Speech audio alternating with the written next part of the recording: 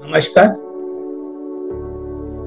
सौरविद्या श्वासाचे गूढ विज्ञान या ई पुस्तकाचे सिरीज आपण सुरू केलेले आहे आणि त्याच्यामध्ये एक मला असा प्रश्न विचारला गेलेला आहे की त्यांना कुंडलिनी शिकायची आहे आणि त्याच्यावरती त्यांना व्हिडिओज बनवून पाहिजे आहे. नक्कीच आपण ह्या विषयावरती व्हिडिओज बनवणार आहोत, कारण मी स्वतः एक रेकी ग्रँड मास्टर आहे आणि 7 चक्रा ऍक्टिव्ह करून आपण आपले कुंडलिनी शक्ती जागृत करू शकतो. प्रश्न जितना त्याच्यावरती एक वेगळी सिरीज आपण चालू करणार आहोत, लवकरच चालू करणार आहोत आपण. त्या अगोदर मी तुम्हाला इतकंच सांगेन की तुम्ही रेकी विद्या शिका, न्यूमरोलॉजी शिका, ॲस्ट्रोलॉजी शिका, कुंडलिनी शिका, या एखाद्याची कुंडली बघायला शिका, ज्योतिषशास्त्र शिका, कोणतेही ऑकल्ट सायन्स शिकायचा प्रयत्न करा. पण त्या अगोदर तुम्ही सौर विद्या शिकणं खूप गरजेचं आहे. मी स्वतः एक रेकी ग्रँड मास्टर आहे, न्यूमरोलॉजिस्ट आहे, ॲक्युप्रेशर, ॲक्युपंक्चर, ॲस्ट्रोलॉजी, त्याचबरोबर past life regarding, akashic record, clinical hypnosis, अशा विविध क्षेत्रामध्ये काम करतो. विविध गोष्टी मला येतात. मी त्यांच्यामधून सर्वश्रेष्ठ अगर समजत असेल तर ही स्वर विद्याला समजतो. तुम्ही एक स्वर विद्या शिकलात तर तुम्हीच तुमचे स्वतःचे डॉक्टर बनाल, वैद्य बनाल, ज्योतिषी बनाल, स्वतःची स्वतः कुंडली तयार करू शकता. हर एक गोष्टी तुम्ही तुमच्या ह्या स्वर विद्याच्या माध्यमातून करू शकता. अगर तुम्ही स्वर विद्या शिकलात तर तुम्ही कोणतेही ऑकल्ट सायन्स शिकायचा प्रयत्न करा. तुम्हाला ते इझी जाईल आणि तुमचा रिझल्ट डबल येईल. त्यामुळे मी रेकमेंड करेन की जे काय तुम्ही विद्या शिकता आहात त्याबद्दल तुमचे मी स्वागत करतो. त्याचबरोबर तुम्ही स्वर विद्या देखील शिकावं असं माझी एक विनंती राहील.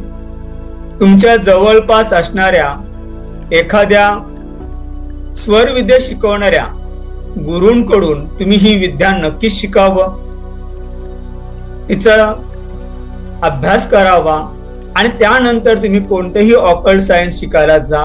तुम्हाला त्याचा डबल फायदा नक्कीच होईल अशी मी तुम्हाला नक्कीच विनंती करेन. आपल्या शरीरामध्ये 72,000 नाड्या असतात आणि त्याच्यामधून सर्वश्रेष्ठ अगर नाड्या म्हटल्या गेल्या आहेत त्या 3 नाड्या म्हटल्या गेल्या आहेत, ज्याला आपण सूर्यस्वर, चंद्रस्वर आणि सुषुम्ना स्वर असे म्हणतो. डावी, उजवी आणि सुषुम्ना अशा 3 ज्या नाड्या आहेत त्यांना प्रमुख नाड्या म्हटल्या गेलेल्या आहेत. ह्या 3 प्रमुख नाड्यांचा अभ्यास अगर तुम्हाला आला तर तुम्ही सर्व काही गोष्टी या स्वर विद्यांच्या सहाय्याने साध्य करू शकता. उजवी नाडी आहे तिला आपण सूर्यस्वर म्हणतो, या ईडा नाडी देखील म्हणतो. डावी जी आहे तिला चंद्र नाडी म्हणतात, चंद्रस्वर म्हणतात, तिला पिंगला देखील म्हटलं जातं. बरोबर आहे? सॉरी, उजवीला ईडा म्हणतात आणि डावीला पिंगला म्हणतात आणि जी दोन्ही नाकपुड्या चालतात तिला सुषुम्ना म्हणतात. ही स्वर विद्याची टेक्निक आहे. ह्या नाकातून येणाऱ्या श्वासानेच आपण बरेचसारखे गोष्टी आपण साध्य करू शकतो, सिद्ध करू शकतो आणि त्याच्यावरती तुम्ही उपचार देखील करू शकता. एकदा तुम्ही नाडी शोधन केलं आणि थोडा प्राणायाम वगैरे केलात तर तुमची नाडी शुद्धीकरण होतं तुमचं प्रभुत्व तुमच्या चंद्रस्वरावरती, सूर्यस्वरावरती म्हणजे इडा आणि पिंगला नाडीवरती येतं आणि त्याच्या माध्यमातून होणारे हर एक कार्य तुम्ही करू शकता. आता ह्याच्यामध्ये तुम्हाला वार देखील आहेत. म्हणजे सूर्यस्वराचे वार कोणते येतात, चंद्रस्वराचे वार कोणते येतात हे माहिती असणं गरजेचं आहे. चंद्रस्वर चालू असेल त्याचे ते 5 तत्व वाहत असतात. सूर्यस्वर चालू असतो त्याच्यातूनही 5 स्वर आपले चालू असतात, तत्वे चालू असतात. तुम्हाला ह्या तत्वांचाही अभ्यास असणं गरजेचं आहे. अगर तुम्ही तत्व जाणून घेतलेत तर भरपूर काही गोष्टी साध्य कराल. की प्रत्येक दोन्ही नाकपुडीतून येणारा श्वास आहे हे पंचतत्वांनी बनलेलं आहे. आपलं शरीर पंचतत्वांनी बनलेलं आहे. ही पूर्ण पृथ्वी पंचतत्वाने बनलेली आहे. ही संपूर्ण सृष्टी पंचतत्वाने बनलेली आहे. आपलं शरीर सुद्धा पंचतत्वाने बनलेलं आहे. आपल्या शरीरात पंचतत्व वाहत आहेत आणि ह्या प्रत्येक स्वरामध्ये सुद्धा हे पंचतत्व लपलेले आहेत. हे तत्वांचा अभ्यास असणं गरजेचं आहे. वारांचा अभ्यास असणं गरजेचं आहे. तारखा देखील आहेत. सूर्यस्वराच्या तारखा या संख्या अलग आहे. चंद्रस्वराच्या तारखा या अंक अलग आहेत. त्याचा अभ्यास असणं गरजेचं आहे. पक्ष हेही आपल्या सूर्यस्वर आणि चंद्रस्वराशी निगडीत आहेत. कृष्ण पक्ष आणि शुक्ल पक्ष. शुक्ल पक्षामध्ये चंद्रस्वर आणि सूर्यस्वराचे कार्य त्या 15 दिवसात काय काय येतात आणि काय स्वरूपात येतात तेही माहिती असणं गरजेचं आहे. कृष्ण पक्षामध्ये त्या 15 दिवसामध्ये सूर्यस्वर कधी घ्यायचा असतो, चंद्रस्वर कधी ऍक्टिव्ह करायचा असतो हेही माहित असणं गरजेचं आहे. पक्ष महत्वाचे आहेत.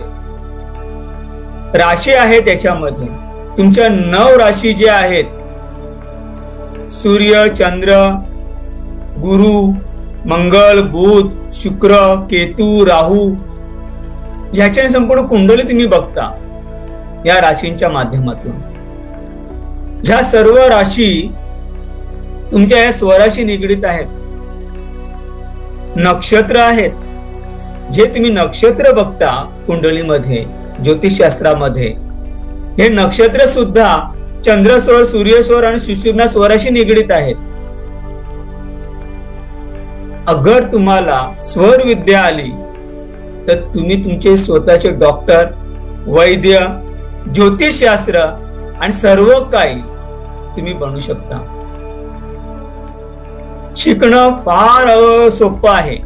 अवघड असं काहीही नाही आहे. स्वर विद्या शिकणं म्हणजे फक्त शिक्षक तुम्ही निवडताना, गुरु निवडताना तुमच्या आजूबाजूला एक चांगला शिक्षक स्वर विद्या शिकवणारा असेल त्याला रेकमेंड करा आणि ती विद्या शिकवून घ्या. त्याच्याने तुम्हाला तुमचे 7 चक्र ऍक्टिव्हेट होऊ शकतात. तुमची कुंडलिनी शक्ती ऍक्टिव्हेट होऊ शकते. प्रत्येक चक्राशी ग्रह निगडीत आहेत. प्रत्येक चक्राशी तुमचे ग्लँड निगडीत आहेत.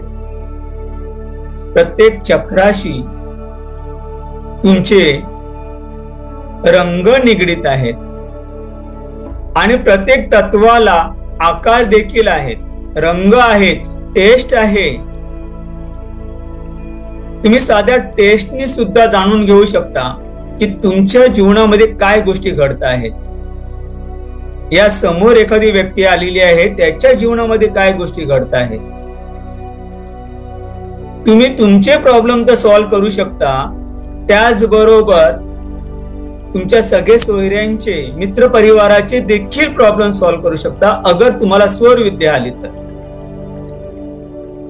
त्यामुळे मी नक्कीच रेकमेंड करेन की स्वर विद्यासारखी सर्व श्रेष्ठ विद्या नाहीये. मी जवळजवळ 10 ते 15 टेक्निक्स जाणतो. रेकी ग्रँड मास्टर, न्यूमरोलॉजिस्ट आहे, ॲक्युप्रेशर, ॲक्युपंक्चर जाणतो, ऍस्ट्रोलॉजी जाणतो, न्यूमरोलॉजी जाणतो, क्लिनिकल हिप्नोटिझम येतं, मला पास्ट लाईफ रिगार्डिंग येतं, आकाशिक रेकॉर्डिंग येतं. ह्या पृथ्वी तलावरती मानवासाठी लागणाऱ्या ज्या ज्या टेक्निक्स आहेत त्या माझ्याकडे अवेलेबल आहेत. पण तरी मी स्वतः सांगेन की स्वर विद्यासारखी सोपी आणि फास्ट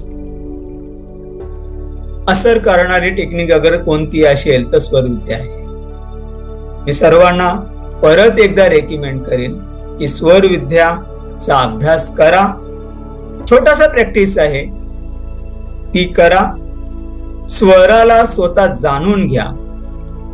ज्यावेळी आईच्या गर्भातून आपण बाहेर पडतो, आईच्या गर्भात असेपर्यंत आपल्याला ऑक्सिजनची गरज नाही लागत.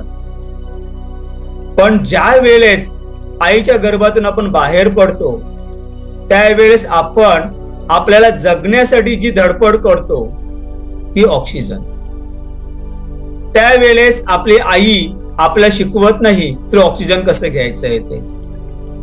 त्यावेळेस आपल्या बरोबर असणारे, आपल्या आई बरोबर असणारे डॉक्टर्स, नर्स त्या कधी शिकवत नाहीत आपल्याला ऑक्सिजन कसं घ्यायचं आहे. एक दिवसाचं बाळ काही सेकंदामध्ये बाहेर आलेलं असतं आणि ते जगण्यासाठी धडपडत असतं. ते पहिलं घेतं ते श्वास. श्वास घ्यायला सुरुवात झाली म्हणजे आपण जिवंत आहोत. आणि ज्या वेळेस आपल्या शरीरातून श्वास निघून जातो त्यावेळी आपल्याला मृत्यू घोषित केला जातं. मग कृत्रिम हवा, व्हेंटिलेशन आपल्याला कितीही देऊ दे, गेलेला प्राण परत येत नाही.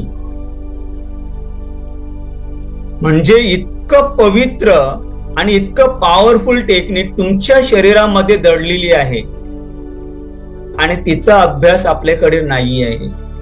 आपल्या हर एक प्रॉब्लेमला आपण शोधतोय कुठे? बाहेर शोधतोय. आणि तुमचे प्रॉब्लेम आहेत कुठे? तुमच्या जवळ आहेत. त्याला बरं कोण करणार? तुमची तुम्हीच करणार आहात. बाहेरची टेक्निक कोणीही काही तुम्हाला मदत करू शकत नाही. त्यामुळे तुमच्या स्वराला ओळखायला सुरुवात करा, तुमच्या श्वासाला ओळखायला सुरुवात करा. तुमचे ध्यान श्वासाकडे केंद्रित करा. श्वासावरती विजय मिळवा. तुमच्या हर एक प्रॉब्लेम ऑटोमॅटिकली सॉल्व्ह होऊ शकतात. स्वराने उठायला सुरुवात करा. स्वराने हर एक कार्य करायला सुरुवात करा. जाणून घ्या तुमचा सूर्यस्वर ऍक्टिव्ह असेल त्यावेळी तुम्हाला काय काय कार्य करायचे, काय नाही करायचे. जाणून घ्या तुमचा चंद्रस्वर चालू असेल त्यावेळी काय करायचंय, काय नाही करायचंय. जाणून घ्या तुमची सुषुम्ना नाडी चालू असेल त्यावेळी काय करायला हवंय आणि काय करायला नकोय. तर या छोट्या छोट्या गोष्टी आहेत, ते एकदा तुम्ही तुमच्या डोक्यामध्ये फिट करून ठेवलं आणि वागायचा प्रयत्न केला, सुरुवातीला त्रास होईल, अवघडेल, विसरून जाल, काही हरकत नाही. पण हॅबिट कंटिन्यू चालू करा. स्वराने कार्य करायला सुरुवात करा. बघा तुमचे आयुष्य बदलायला सुरुवात होईल. आणि मग तुम्हाला कोणतेही ऑकल्ट सायन्स शिकायचं आहे, बिनधास्त शिका. बिनधास्त शिका, तुम्हाला त्याचा डबल फायदा होईल. आशा करतो तुमच्या प्रश्नाचे उत्तर तुम्हाला मिळालेलं असेल. अधिक माहिती जर तुम्हाला हवी असेल या तुमच्या आणखी काही प्रश्न असतील तर माझा व्हॉट्सअप नंबर आहे 9075553152 9075553152. या माझ्या व्हॉट्सअप नंबरवरती तुम्ही मला प्रश्न विचारू शकता. नक्कीच मी तुमच्या प्रश्नांची उत्तरं देण्याचा प्रयत्न जरूर करेन. आपण आपल्या या सिरीज मध्ये इथेच थांबूया. भेटूया पुढच्या पॉइंट मध्ये. इथे थांबूया. नमस्कार.